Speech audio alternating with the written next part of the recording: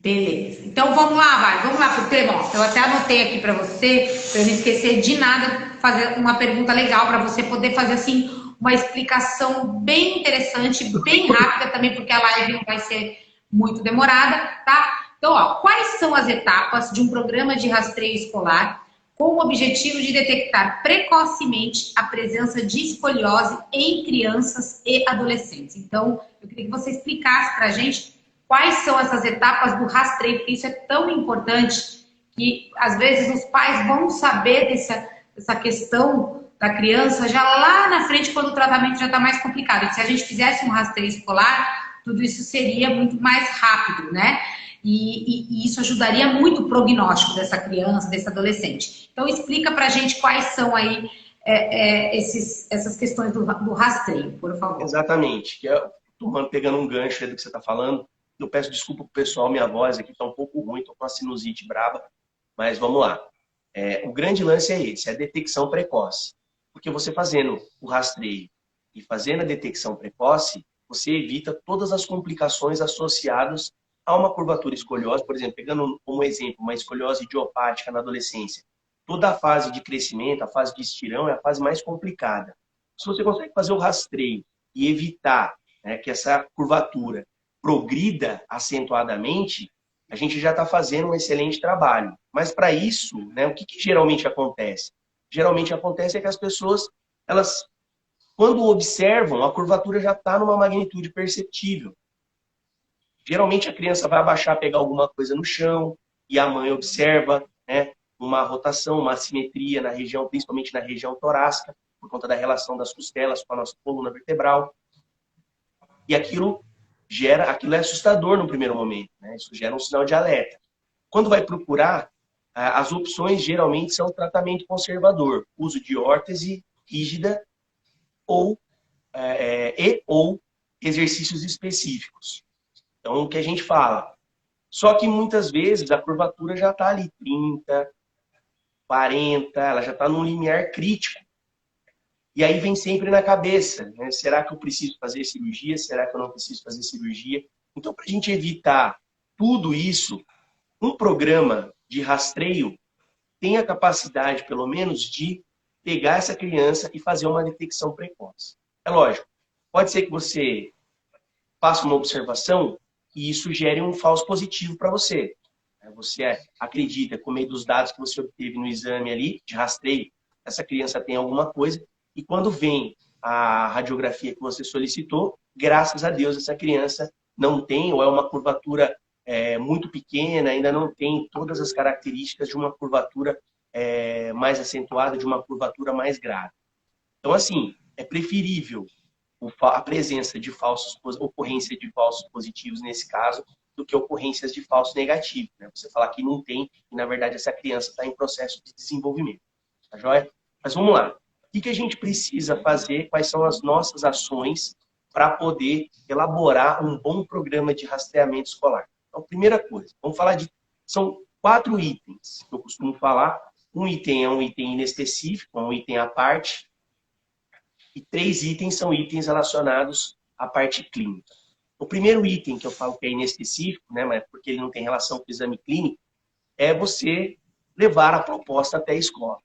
Você tem que elaborar um projeto, né? Você tem que fazer citações de artigos científicos que mostrem a necessidade e explique de uma maneira um pouco mais elaborada, né, com um vocabulário um pouco mais científico, para as professoras, para a diretora, para as coordenadoras, enfim, para todo o corpo técnico da escola, a necessidade desse programa ser instituído naquela escola.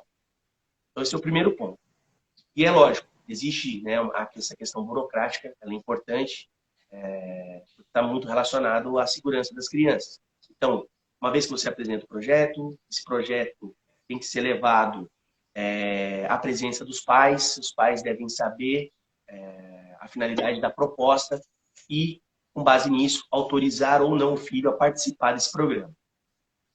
Primeira etapa cumprida, vamos imaginar que você levou o projeto, a diretora, a coordenadora, os responsáveis pela instituição de ensino aderiram a essa ideia, apresentaram aos pais e os pais também aderiram a essa ideia. Agora vamos falar dos 3 pontos importantes. Né? Vou tentar dar um número aqui, tá, gente? Quero que vocês entendam que é um número extremamente abstrato, só para vocês entenderem aqui mais ou menos o raciocínio, tá? Então a gente foca em 3 pontos. Primeiro, teste, a utilização, aplicar, né? A utilização. Wagner, eu vou ter que deixar você explicando sozinho então, tá bom. 1 minuto, porque é importantíssimo. Fica explicando. Vai lá, que eu sei o que está rolando. Então, assim, vou retomar aqui. Primeiro, teste, a aplicação de teste ou manobra de Adams. Então, você vai pedir para a criança juntar palma com palma das mãos, abaixar a cabeça e fazer um movimento de flexão anterior do tronco à frente. Nesse primeiro ponto, o que é o interessante? Observar se existe ou não a presença de assimetria em regiões tóraco-lombar. Tá? Imaginar que você pegou 100 crianças. 100 crianças vão participar disso. Se você tiver ali, vamos imaginar, 30 crianças que apresentaram essa assimetria. Tá? Você detectou uma assimetria. O que você vai fazer? As outras 70 você dispensa e mantém as 35. Então, o primeiro ponto é esse. Tá? Nós vamos detectar essa assimetria tóraco-lombar por meio do teste ou manobra de Adams. Perfeito? Ok. Perfeito. Segundo ponto.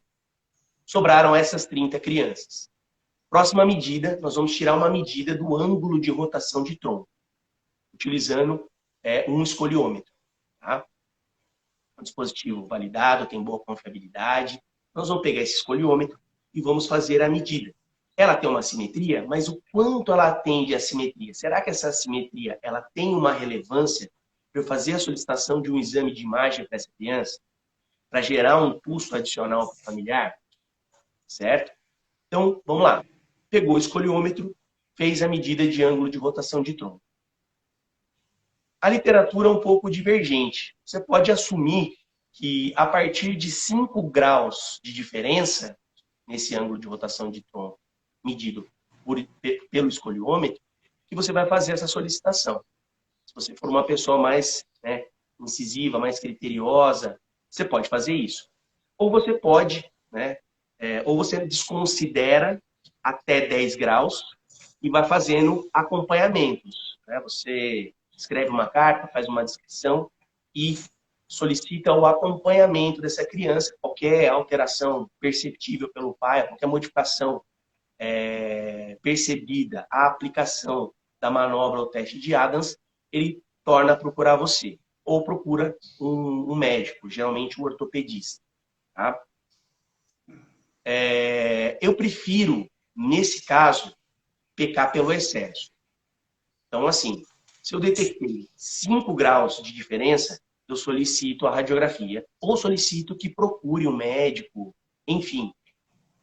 Eu oriento e solicito que faça as verificações, então tem que fazer acompanhamento da criança ou do adolescente, o familiar ou o responsável vai fazer o acompanhamento. Se ele perceber alguma modificação que ele julgue, eu tiro foto, faço avaliação fotográfica, envio junto com o relatório, e aí o pai toma a decisão de fazer ou não. Aí você pode estar perguntando... Só um questionamento antes de você continuar, porque é importante isso. Que muita gente que depois vai ver aquela live, o pessoal que assiste tudo, que quer aprender, tem um jeito certo de fazer essa solicitação dessa radiografia? Sim, pode ser que tenha gente que saiba, mas pode ser que tenha gente que não saiba, tá? Sim, vou explicar direitinho. Tá. Só terminar aqui. Então, assim, Tá.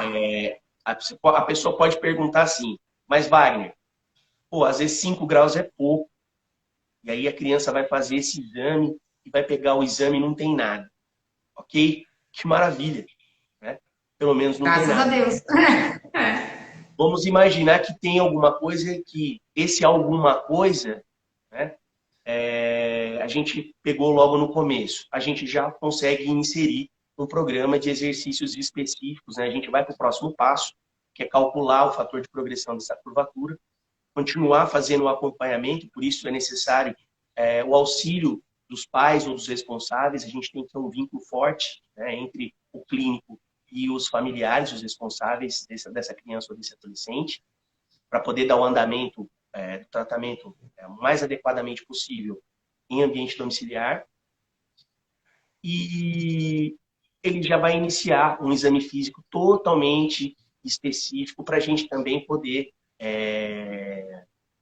melhorar, né, não sei se o termo certo seria acurácia, até peço desculpa, mas melhorar a forma com que a gente vai prescrever o exercício específico para essa criança. Eu acho que o grande objetivo do exercício bem prescrito, para uma pessoa, pensando num paciente que tem a escoliose idiopática na adolescência, é evitar a progressão da curvatura. É você tentar ao máximo, vamos supor que o fator de progressão, o paciente seja uma bandeira vermelha, tem um fator de progressão mais alto, ele vai precisar usar órtese de 18 a 23 horas por dia, não menos do que isso.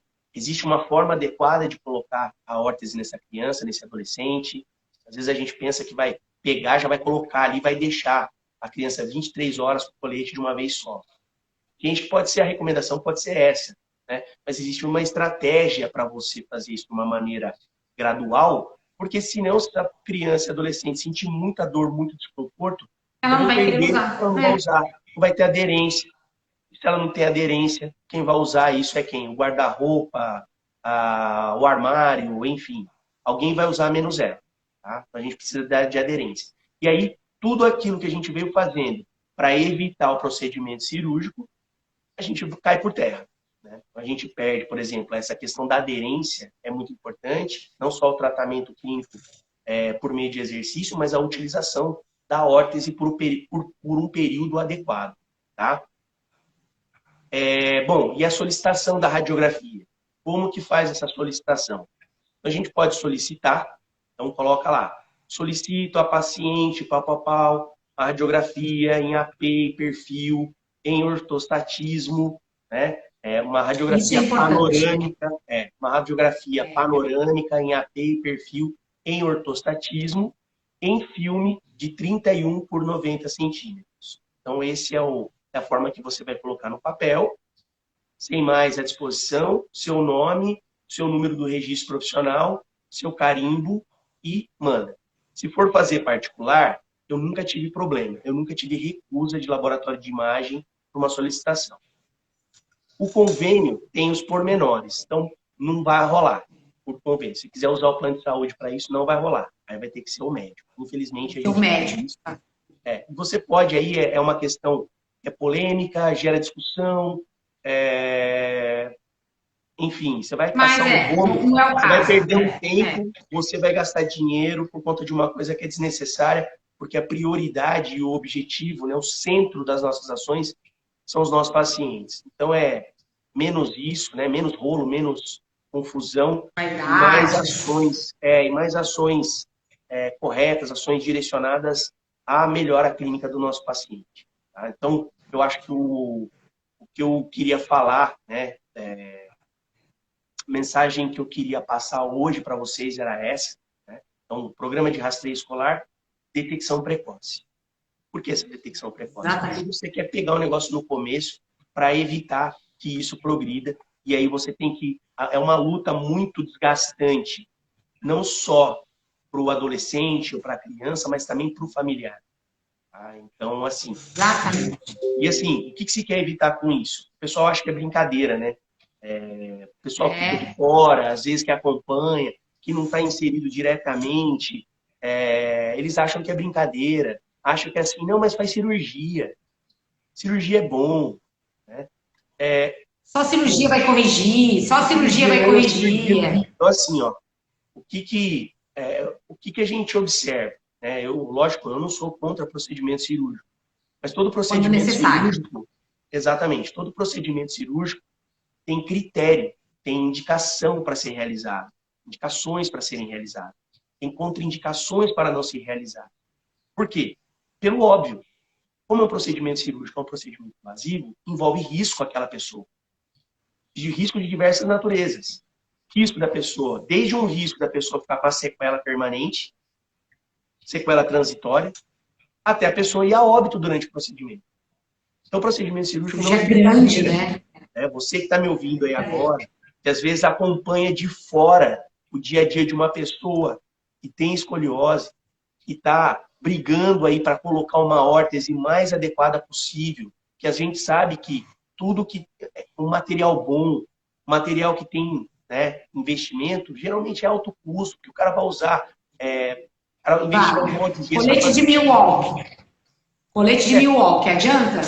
Colete de Milwaukee é complicado também, é um assunto que dá muito pano para manga, né? Se você for comparar ele com outras órteses rígidas, né, órteses que têm um pouquinho mais de tecnologia, ou até mesmo algumas órteses antigas, como o colete de Boston, por exemplo, né, você vai observar que ele perde um pouco em termos de eficácia. Então, colete de Boston, uma órtese 3D, né, que a gente fala, então aí a gente tem os coletes de Rigo Chanot, mas a gente observa que a diferença entre um colete de Boston bem feito, tá, e não um colete, uma bosta de um colete, tem a diferença. Né? Tem um colete de Boston bem feito e tem uma bosta de um colete, que são duas coisas totalmente diferentes e incompatíveis entre si. Tem que saber fazer, né? A pessoa tem que saber fazer, pelo amor de Deus. Você pegar um colete, colocar o colete numa adolescente, vai uma outra dica aí para você que está aí me assistindo, para você que está me ouvindo. Você vai pegar o colete. Como é que você sabe que esse colete ele está sendo eficaz para o tratamento dessa escoliose? O que você vai precisar fazer? Colocou a órtese nessa criança, colocou a órtese nesse adolescente, é necessário fazer uma comparação da radiografia da criança sem colete com a radiografia da criança dentro do colete. Só que não tem esse negócio. O cara coloca o colete, faz um colete mal feito, uma porcaria de uma órtese, e aí fala para a criança, aí quando for fazer, você murcha a barriga, você faz não sei o quê. Arruma, faz todos os comportamentos que provavelmente você não iria fazer. Esse colete ele tem que fechar, ele não pode ficar aberto, esgarçado, com gambiarra. Então é uma órtese que tem que ser feita, ela é pré-moldada, ela é feita sob medida. Não dá para fazer gambiarra, não dá para fazer encaixe. Não dá para fazer, entendeu? Você vai ficar fazendo o quê? O negócio já ficou uma merda. Você vai ficar fazendo o quê? A melhoria da merda, a melhoria do cocô. Então não pode, sabe? É uma orientação que eu passo aí para quem está ouvindo, porque vira e mexe, essas coisas chegam à nossa atenção, chegam ao nosso ouvido. A gente está na expectativa de colocar, porque a gente não faz milagre. O exercício ajuda, ele prepara a musculatura, o exercício tem vários benefícios. Dá um ganho adicional ao uso do colete, pensando em outras condições, em outros desfechos. Mas assim, não vai fazer milagre. Não faz milagre. Então é um bom trabalho interdisciplinar ou multidisciplinar, tá? Vai fazer a diferença. A gente tem que focar no paciente, o paciente que é importante. Então, vai colocar o colete, tem que ser um colete. Agora, uma coisa boa, tudo que é bom, tudo que é um investimento que vai trazer retorno para a gente, geralmente tem um custo maior, o custo operacional um pouco maior. Tem uma tecnologia envolvida, um estudo envolvido muito grande. Não só a tecnologia, mas também o conhecimento, o domínio. O estudo, né, para chegar naquilo. Muito tempo. Exato, o domínio do uso dessa tecnologia para fazer direitinho. Né? E se você faz isso, pode parecer, às vezes, no primeiro momento, que o montante é maior. Mas, na verdade, você vai economizar. Tá? Um procedimento cirúrgico para esse tipo de patologia é muito mais caro do que você colocar a órtese durante todo o tratamento. O procedimento cirúrgico é mais caro. Só que tem que... o importante, né, Wagner, deixar muito claro, é que o rastreio, que é o tema que a gente está falando hoje, o quanto é importante esse rastreio nas escolas para que seja precocemente identificada essa escoliose. Porque depois, se já passou um determinado período, já fica mais difícil essas correções por meio de exercício e órtese, né? Aí acaba tendo que evoluir para cirurgia em alguns casos, né? Mesmo que a gente não queira, assim, né? Pegar precocemente é o primeiro passo. Não oferecer... Guarda isso que eu vou falar para você aqui que está me vendo, tá me ouvindo, que vai me ver depois. Não oferecer intervenções, exercícios que não têm a sua eficácia comprovada é importantíssimo. Porque você, por exemplo, a gente ainda hoje se depara com isso. Você pegar médicos prescrevendo no paciente com escoliose idiopática na adolescência fazer a RPG. Eu tenho formação em RPG. E hoje, se a gente procurar na literatura, a literatura é extremamente escassa de estudos de boa qualidade. Tá? Porque papel aceita tudo e a gente sabe que a gente tem um problema né, nas bases de dados atualmente. Então, assim, estudos de boa qualidade que mostram que escolioses idiopáticas na adolescência, aquela curvatura tridimensional que apresenta uma magnitude acima de 20 graus medida pelo método de Cobb. Então, assim, a gente sabe que se você oferecer esse exercício, se você, a mesma coisa aqui, ó, a gente oferece aqui na empresa curso de RPG, mas com uma outra proposta, uma proposta contemporânea voltada, né, ao que a gente tem de melhor qualidade para tratamento. Não para escoliose, né, Wagner? Ele não ensina para escoliose. Não, módulo postural do curso de RPG, a gente vai falar de exercícios específicos de fisioterapia baseado em evidências científicas atuais. É nesse ponto que a gente entra, tá? Então não tem isso. A mesma coisa a gente... Matheus falou aqui que o Matheus do show está falando aqui, eu li aqui, que o pessoal também indica muito natação para essas crianças, isso, né? Natação, mesma coisa. Então, assim... Não é específico, né? É maior furada isso aí, a chance de dar ruim é muito grande, né? Então, assim, a mesma coisa o Pilates. Tem que tomar cuidado quando vai entregar o exercício para esse tipo de paciente, tá? Você vai fazer o exercício da forma como a técnica solicita, você vai entregar simétrico para a pessoa. Esse paciente tem necessidades. Cada lado da curvatura tem uma necessidade, a gente tem que trabalhar essas duas partes, né? Cada uma tem uma necessidade, então a gente tem que entregar para... Wagner, deixa eu só fazer uma observação que você falou do Pilates, é muito do meu interesse, né? E eu vou até falar para o pessoal aqui que eu acho que é uma dica muito importante. Como a gente trabalha aqui com adolescente, a criança com escoliose, porque isso é uma parceria que a gente faz que é muito legal. Tá? Eu acho que isso serve de exemplo pra galera. Eu, gente, sou fã do Pilates número 1, ó. Tô com meu jalequinho de atender as crianças no Pilates, adolescentes. Sou fã número 1 do Pilates. Sou aquela torcedora, né? Que eu não poderia nem falar isso, mas eu sou. Só que, detalhe, o Wagner, ele tem formação de cursos específicos para a escoliose, tá? E, além de tudo, o estudo dele também, tá? Então, o que a gente faz? Quando chega um adolescente, uma criança aqui, o tratamento é com exercício específico para escoliose com o Wagner. Isso. Né, Wagner? Com você. Pode falar. Posso dar uma desenrolada nessa parte? Pode. Rapidamente. Pode. Então, por exemplo, quando que a gente oferece? Aí você finaliza. Só fala quando que você manda pro Pilates para mim, tá? Fala isso, beleza? Tá. É a pessoa que já passou a fase de estirão de crescimento e já está no processo de retirada da órtese. Aí a gente pode solicitar. Mesmo assim, a gente toma cuidado durante um período de tempo e ainda assim a gente não oferece exercício simétrico para esse paciente. Tá? Então, acho que o grande segredo é esse. Acabou a fase de estirão de crescimento. Pode progredir? Depende. A gente tem que analisar vários fatores. Tá? O que a gente sabe é que se não tiver deformidade estrutural, deformidade óssea, como, por exemplo, uma deformidade em acunhamento de vértebra, se você tiver essa característica, tudo favorável, fez a retirada do colete, tá? Fez a retirada da órtese. A gente vai fazer um estudo, vai analisar a característica individual daquela pessoa, daquele adolescente, tá? Que já está entrando provavelmente numa fase adulta, está saindo da adolescência, e aí nós vamos discutir quais exercícios, de que maneira que faz, qual o posicionamento, enfim. E vamos fazendo um acompanhamento aí. Tá? Mas assim, é consenso. É muito bem pensado. É consenso e é fato que não se faz simétrico. É consenso e fato que paciente com escoliose não tem exercício no Pilates simétrico. Ok? Isso é importante ficar claro para todo mundo. Eu não recomendo durante a fase ali de processo, durante a fase de tratamento, entrar. Por quê? Porque a gente não tem também evidência científica que comprove a eficácia, ou que pelo menos avalie o quê? O risco. Tem a pergunta, existe o risco de não trazer, além de não trazer benefício, agravar, acentuar a curvatura? Se eu não tenho essa resposta, a melhor coisa que eu faço é não fazer.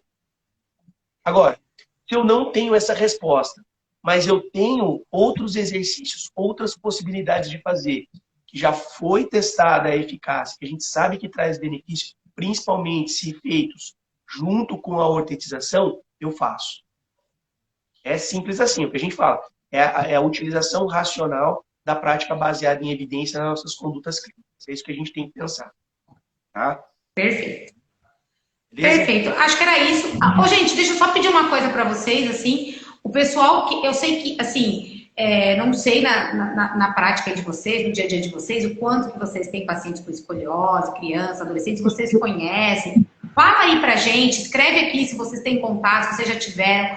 Dá esse feedback pra gente. E não só isso, gente. Se vocês conhecem e não trabalham com essa área, não têm interesse de trabalhar com essa área, por favor, envie esse vídeo aqui para pais e mães que tenham filhos com escoliose, tá? As informações que o Wagner passou aqui, elas são importantes para os fisioterapeutas, para a gente trabalhar legal, mas é importante também para orientar os pais, porque às vezes, gente, eles, na maior boa vontade, eles estão buscando tratamentos e não chegam a tratamentos legais corretos e às vezes passa do tempo, às vezes tratamentos errados. Então, assim, se vocês puderem ajudar a gente está aqui na rede social para isso também, fazer um serviço para a galera, falar que tem quem saiba trabalhar corretamente, pelo menos dê para o pai e a mãe ouvir, né, para ver se eles conseguem entender um pouquinho. E outra coisa, eu queria dizer isso, e deixa eu ver só a Ana Morena aqui, que ela falou algo. Esse, sem dúvida, foi um baita diferencial oferecido no curso de Pilates da Científica. Ah, obrigada, Ana. A Ana é a nossa aluna do curso de Pilates, maravilhosa, trabalhando, tudo, tô feliz da vida. E agora ela vai ser nossa aluna no curso de quiropraxia. A hora que ela vê, ela já acha que no Pilates, Wagner, nós demos um diferencial para ela trabalhar com paciente de escoliose. A hora que ela tiver o módulo postural no curso de quiropraxia, ela vai chorar. Ana, você vai chorar. Aí sim, você vai ficar muito, muito mais preparada, graças a Deus, para atender a esse perfil. Obrigada, viu, Ana, por essa informação aí que você deu pra gente. E era isso, eu acho que eu queria dizer isso. Wagner, você quer falar mais alguma coisa? Não, acho que é só isso. Só se o pessoal quiser então, colocar, beleza. Quiser colocar uma pergunta, mandar perguntas, tudo. Teve uma vez que eu liberei, só para fechar aqui, teve uma vez que eu liberei um conteúdo, tem até na plataforma ainda hoje, tá? Na plataforma não, perdão, no Instagram, só vocês procurarem lá, uma videoaula mostrando como é que a gente calcula o fator de progressão, né? Como é que a gente calcula FOB, avalia a maturidade óssea pelo índice de ossificação de Risser, e como é que a gente utiliza, né, os resultados obtidos desses cálculos para, somado à idade cronológica, obter o fator de progressão. Então, tem tudo isso lá. E aí, ó, nos questionamentos, cai sempre essa questão do RPG, porque o pessoal que faz, eu também já fiz, eu tinha essa impressão, né? E o pessoal fala, mas eu atendi um paciente e ele melhorou. Eu atendi um paciente que tinha 15 graus e ele melhorou. Ele pode ter melhorado pela própria história natural, né? Então, curvaturas abaixo de 20 graus, se você for olhar o que as sociedades médicas recomendam, principalmente a SRS, recomenda observação. Observação. Se perceber que está aumentando. Essa sociedade médica, a gente sabe que a gente pegar em qualquer etapa, a gente vai começar com exercício específico. A diferença é se vai fazer só um exercício específico e os exercícios de orientações domiciliares, ou se isso vai progredir para uso de órtese. Tá? Impacta também no número de vezes por semana que precisa ter atenção do clínico. Então, assim, são esses os impactos. Mas a gente sabe que a gente aborda, começa a intervir precocemente. Quanto antes, melhor. Da maneira adequada. Mas, assim, a história natural pode ser um fator, com o tempo vai ter uma correção, pode ter essas assimetrias do nosso corpo, a exposição assimétrica de cargas do nosso corpo pode ser um fator que leve, durante a fase de tirão de crescimento, até a pouco que tem essas ocorrências. Lembrar que a escoliose idiopática na adolescência, ela é uma entidade multifatorial, ela é uma síndrome multifatorial, ela tem de causa idiopática, a gente não sabe a causa, então ela é multifatorial. Ou também denominada como uma síndrome metabólica multifatorial. Tem várias causas. Tá? E tem as questões psicológicas que os adolescentes sofrem bastante também, né? Se a gente conversa com um adolescente... Pode ter relação com vitamina, pode ter relação com mineral, pode ter relação com alguns neurotransmissores, com alguns hormônios, com as próprias... a relação disso tudo com cargas assimétricas. Então, enfim, a gente ainda não se sabe ao certo, por isso idiopático. Então, a gente tem que tomar um certo cuidado. Né? Se você fez isso, tratou e acabou dando certo, saiba que foi muito mais pela condição pela história do paciente do que pelo que você fez propriamente dito. Tá? Saiba disso. Tenha isso em mente, tá bom? E no mais, se alguém tiver alguma dúvida, quiser deixar perguntas para Carolina Costa, calma aí, Carolina Costa, obrigada, falou que adorou a live. O monstro sagrado da fisioterapia entrou na live. Quem entrou? Gustavo? Gustavo. Gustavo. O Gustavo não sei se ele tá ainda. Gustavo é um monstro sagrado. O Gustavo é o papa da fisioterapia esportiva. Ele chama você do monstro e ele que é o papa. Não sou mais. A gente já mudou a denominação. Eu sou apenas o assombroso. Eu sou um fiel discípulo da sabedoria do Gustavo. Eu sou apenas o assombroso. O monstro sagrado é ele. Beleza, gente. Então, obrigada, viu, Carolina? Adorei você aí vendo a gente. Você ficou praticamente a live toda. A gente está buscando cada vez aprimorar mais as nossas lives, tentar ser mais sucintos, né, Mário? Porque a gente quer falar sobre os assuntos, mas a gente está tentando, a gente está conseguindo. Beleza, gente? Então, ó, estamos aí nas redes sociais. Perguntem, falem, façam, manda no direct, manda comentário aqui. Comenta, manda para os pais que vocês conhecem, compartilha pra gente, vai lá no YouTube, se inscreve no canal e estamos nessa aí, tá bom? São apenas algumas ações que a gente pede. Salva esse conteúdo, compartilha esse conteúdo, porque aí a gente começa a ter engajamento e o Instagram começa a entregar mais conteúdo nosso aí. Então, quem assistiu, quem puder fazer essa gentileza pra gente, a gente agradece, porque ajuda a gente a continuar produzindo conteúdo de qualidade com responsabilidade para vocês. Beleza? Beijo, gente. Fiquem com Deus. Boa semana. Até mais. Amanhã eu tô aqui. Beijo. Até o Fisiotalks. Até. Tchau. Tchau, tchau.